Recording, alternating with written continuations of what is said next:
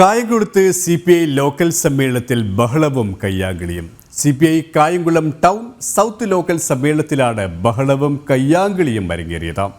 Local committee assistant സെക്രട്ടറിയും മഹിളാ സംഘടനാ സംസ്ഥാന കമ്മിറ്റി അംഗവും ഉൾപ്പെടെ 12 പേർ സംഘർഷത്തെ തുടർന്ന് CPIയിൽ നിന്നും രാജിവെച്ചു.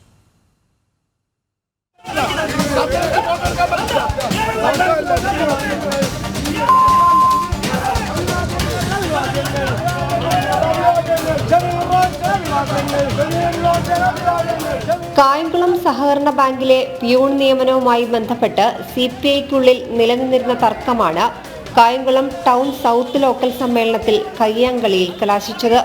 Local committee assistant secretary Shameer റോഷന്റെ നേതൃത്വത്തിൽ ഒരു വിഭാഗം പ്രവർത്തകർ നേതൃത്വത്തിനെതിരെ മുദ്രാവാക്യം വിളിച്ച് സമ്മേളനത്തിൽ നിന്ന് ഇറങ്ങിപ്പോയി.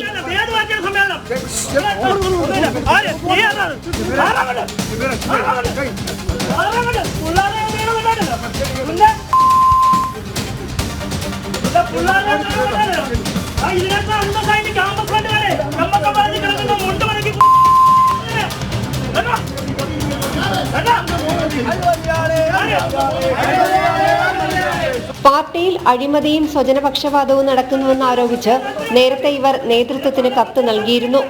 പാർട്ടി നേതൃത്വത്തിനെതിരെ കടുത്ത വിമർശനം ഉന്നയിച്ചാണ് ഇവർ ഇറങ്ങിപ്പോയത്. Local committee assistant secretary Shameer റോഷന് നിയമനം നിഷേധിച്ചുവെന്ന ആക്ഷേപവും ഉയർന്നിരുന്നു. ഇത് സമ്മേളനത്തിൽ ഉന്നയിച്ചപ്പോഴാണ് തർക്കവും കയ്യാങ്കളിയും ഇറങ്ങിപ്പോക്കുമുണ്ടായത്. ലോക്കൽ കമ്മിറ്റി അസിസ്റ്റന്റ് സെക്രട്ടറിയും മഹിളാ സംഘടനാ സംസ്ഥാന കമ്മിറ്റി അംഗവും ഉൾപ്പെടെ 12 പേർ CPIയിൽ നിന്ന് രാജിവെക്കുകയും ചെയ്തു.